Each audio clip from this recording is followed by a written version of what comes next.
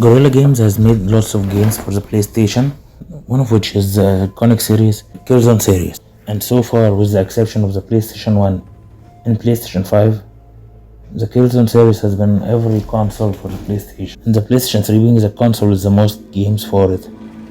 Approximately 6 games, not counting the remaster and the multiplayer only version of Killzone 3. But after Killzone Shadowfall, they took a break, which many people agreed that the series needed a break. While the Killzone was a success, it was still seen by many as nothing more than another Halo killer, which was very common at the time.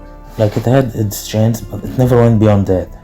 After the final game in the series, Killzone Shadowfall, Guerrilla Games made a new IP, Horizon Zero Dawn. This was not only a new IP by Sony and Guerrilla Games, but was also a new kind of game Guerrilla Games never made before. It's an action RPG game. The Horizon series has actually become a huge success. That as of the making of this video, it has basically got a DLC, an Ultimate Edition or a Complete Edition, a sequel, Horizon Forbidden West, and the DLC, but the DLC exclusive to the PlayStation 5 version, and an Ultimate Edition or a Complete Edition, also for the PlayStation 5 version. And the first game is also the first Sony game to be ported to PC, officially by Sony. There was also a VR game that was released for the PlayStation VR 2, and the first game also got remastered for the PlayStation 5 and PC. Not only that, but was also remade for the PlayStation 5, PC and the Switch in Lego 4. Not only that, but there's more projects for it. Like, there's a third Horizon game that's coming soon, nobody knows when, however. And there's also the multiplayer game, live service game set in the Horizon series, which honestly I think it's a great idea despite Sony being awful at live services. And there's the Netflix adaptation that's supposed to be coming eventually, and the tabletop RPG. Now, I think at this point it's pretty obvious that the Horizon series is a very successful series. In fact, the first Horizon game is the most successful original IP on the PlayStation 4.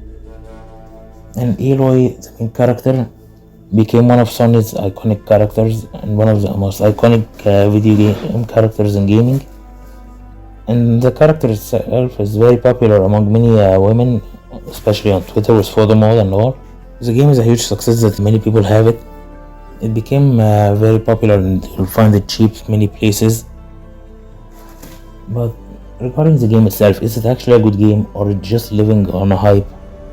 Now let's find out. The game is set in the post-apocalyptic United States, basically in the 31st century, where basically robots were created, but they are now in control of themselves and act like animals. And people are basically living in primitive form again, like a mix between robots and a mix between primitive caveman era, something like that. You play as Aloy, a little girl who is being hated by many people around her because she's basically an outcast, not welcomed, and she never understood why.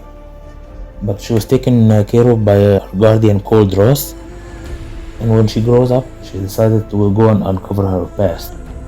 Honestly, the story is nice. It's not really bad, but I wouldn't say it's the best game in the series regarding its story-wise. Most of the characters are honestly forgettable a little, but if you're looking for a lengthy game, then Horizon Zero Dawn is for you. It's gameplay-wise, you have Aloy who has a spear and a bow. The spear cannot be modified unless you have the Frozen Wilds DLC. Now the bow itself, this can be modified and you can upload more weapons with it, and you can even buy other types of weapons. You can buy new weapons and types of arrows, such as arrows that can burn, arrows that shoot ice, arrows that shoot electricity, arrows that are very stronger than usual, and so on. And just like any RPG, there's a skill tree that provides you with new abilities and bonuses. Play in an open world game where you can discover it and see side quests. Now the spear itself, well, you can use it to attack enemies like basically bandits or robots. It's a great weapon for melee, but not much for beyond that. You can also buy new armor, which is great for clothes for Aloy, and they're not just for looks, but you can also modify them to have better abilities or protection. Now regarding the spear itself, you use it mainly for melee, which is a little nice but not always helpful. Now the game itself requires you to think strategically because you see, there are two types of enemies. There is more than two types, but we'll separate them into two for now. The first are the bandits. These are usually the humans that will usually attack you either by melee or arrows. And they're not really that strong. They're usually a little dangerous when there are a huge amount of them. So stealth is usually good for that. But also the spear is even better. If you can attack them, they won't cause any trouble. The other kind are the robots. Robots are in many shapes of forms here. Like some of them are actually way too dangerous. You can't just attack them when you start the game. You need to upgrade yourself. Most notably the Thunder Jaw, one of the biggest example. While many people will complain that the game is unoriginal, and that's probably a little true, but honestly it's still a fun game. Like, it's really satisfying to fight a huge robot and then being able to destroy it by yourself is easy. When you finally destroy that robot, and if you destroy it by attacking it, hitting its weak points, it will suddenly collapse, and that's really satisfying and worth playing for. You can also attack other things like animals. Well, animals won't hurt you, but you can use them to loot resources to make food from it, or medicine, or even weapons and stuff. Robots and bandits have stuff to loot from, so this is very great for you. Whenever you get a new weapon, the game will have a small tutorial for you. This tutorial is more like a mission that you have to do, and I heavily recommend that you do it because they will teach you new things about your weapons. I heavily recommend doing it. Now, when it comes to people saying the game is unoriginal, I can tell why. Because it's an RPG and the story, you basically have to listen to all the dialogue if you wanna see which one will really progress the story, because only one of them. And you know how when enemies become suddenly harder and bullet sponge when you upgrade the game to hard mode, the harder the more annoying they become. Yes, that's pretty much it.